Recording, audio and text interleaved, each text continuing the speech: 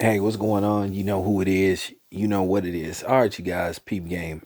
You know, um, I wanted to do, a completely honest video about Lamar Jackson. And I just wanted to keep it 100.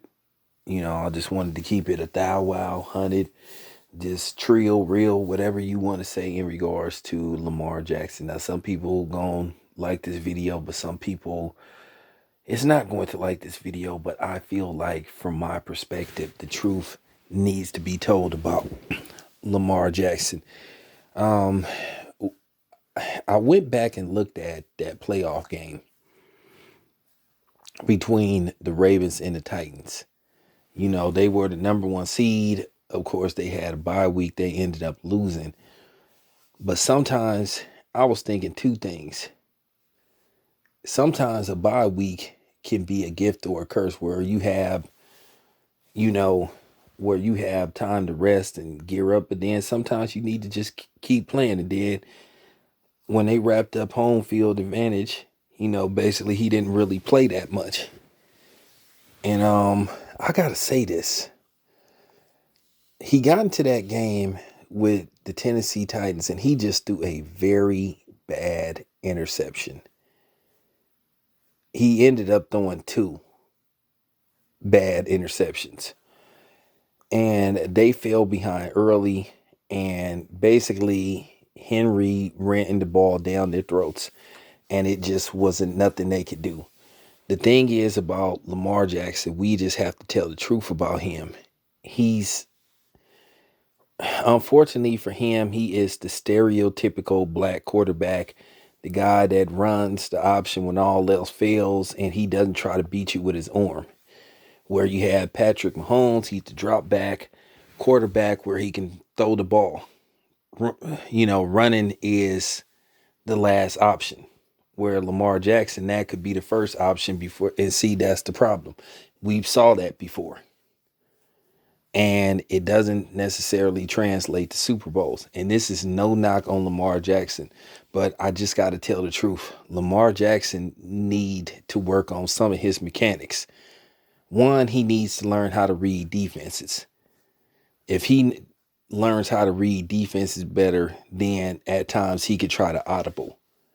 And it's not too late for him to learn how to read defenses, because he's going into year 3 as a full-time starter. He's an MVP, and I just seen some of the flaws he had, because there are going to be times where he's going to have to learn how to throw the Ravens back into the game versus try to run them back into the game.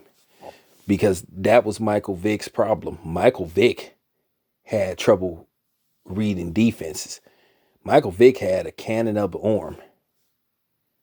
But the problem was he had difficulty reading defenses, where Patrick Mahomes, that's something he can do. And he's going to get better at it, reading defenses. And Russell Wilson, he could do it now too. And Russell Wilson isn't a scrambling quarterback. He tries to throw the ball. Now, he doesn't put up Tom Brady numbers, but he will throw the ball. And I think Lamar Jackson, at the very least, needs to try to play more like Russell Wilson. And Cam, he could throw the ball too. Keep in mind, Cam Newton, his rookie season, he threw for 4,000 yards. His first game as an NFL starter, he threw for 400 yards. Which I'm going to talk about Cam Newton in the next video, maybe. Or I'm going to talk about Cam Newton. But that's the thing with Lamar Jackson.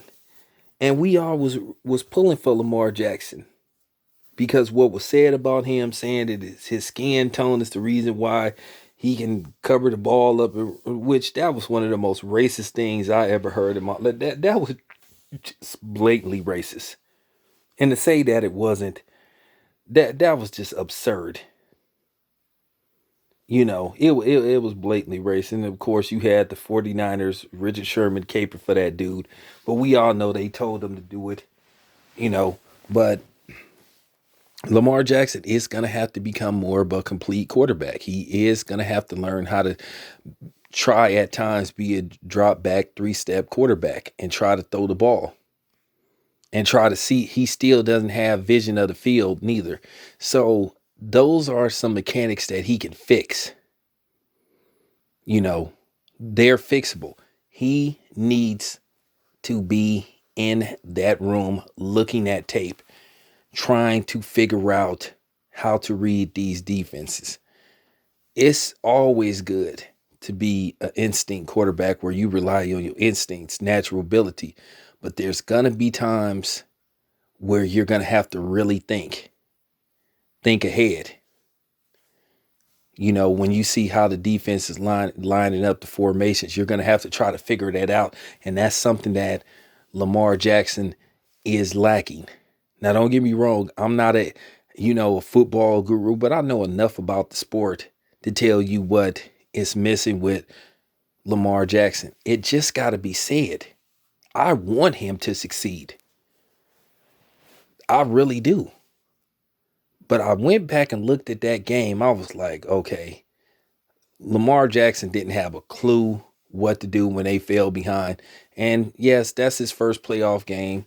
So that's understandable as well. But it's a lot of things that you have to take into account where you talking about Lamar Jackson, some things that he's going to have to learn as he continues with his NFL career, because we already know they are not patient with, I'm serious.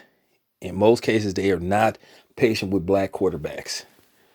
Russell Wilson went to 2 back-to-back Super Bowls, and if it wasn't for a bonehead play by the offensive coordinator, which was one of the stupidest plays you could ever call, where you throw the ball on second down. I mean, come on, man. Every time I think about that, for real, Russell Wilson was just one bad play away from winning a second Super Bowl in a row. He would have been the first black quarterback to win back-to-back Super Bowls. And unfortunately, like I said, that offensive coordinator should have been fired right on the spot. If I was the owner, I would have fired him on the spot. But we all know there was a little bit of a co-conspiracy behind that Super Bowl game. A lot of people thought that if they could call a throwing play for Russell Wilson and he could throw the ball into the end zone instead of just giving the ball to beast mode and letting them punch it in, he might have would have got the Super Bowl MVP. They were scared that Marshawn Lynch was going to get the Super Bowl MVP, and they were scared he wasn't going to say nothing, or he just was going to just draw a blank. Well, not draw a blank, just basically not say nothing.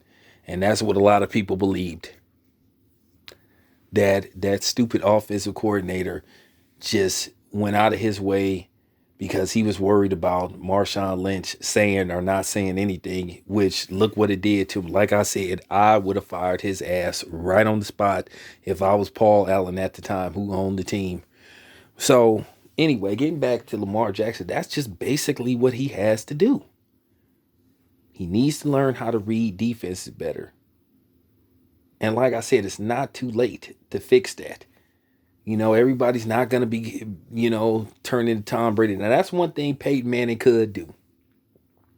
Peyton Manning was good at reading defenses. That's why it was relatively hard, you know what I'm saying, at times to sack Peyton Manning. Now, he didn't got sacked, but Peyton Manning knew how to read defenses, and he could call an audible in the huddle.